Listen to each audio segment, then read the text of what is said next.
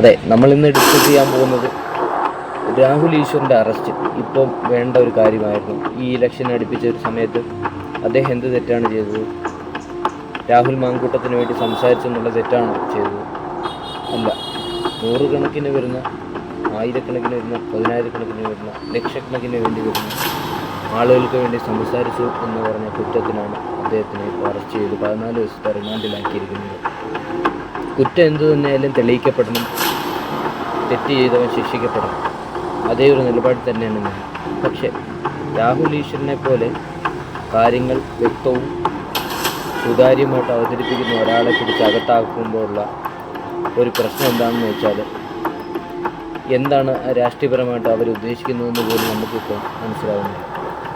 ഇപ്പം ഈ ഒരു നിലപാട് നടപടി വേണം. അദ്ദേഹത്തിനെതിരെ കൊടുത്തിരിക്കുന്നത് സ്ത്രീത്വത്തിനെ അപമാനിച്ചു, അതേ കണക്ക് തന്നെ ഡിജിറ്റൽ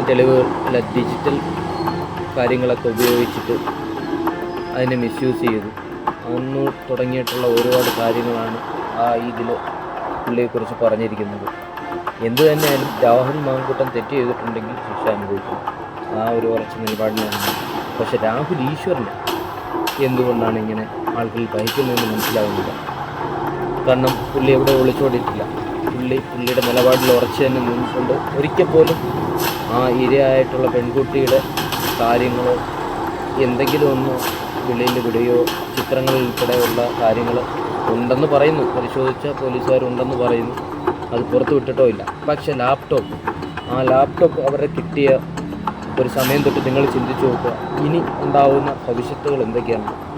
കാരണം ലാപ്ടോപ്പ് വെച്ചിട്ട് ഇനി ഇരയെ അല്ലെങ്കിൽ പെൺകുട്ടിയെ സമൂഹ മധ്യത്തിൽ കൊണ്ടുവരാൻ അന്വേഷണ ഉദ്യോഗസ്ഥർക്കുൾപ്പെടെ എല്ലാവർക്കും പറ്റും എന്നുള്ളൊരു കാര്യമാണ് എനിക്കിവിടെ പറയാനുള്ളത്. നിങ്ങളൊന്ന് ആലോചിച്ച് നോക്കും.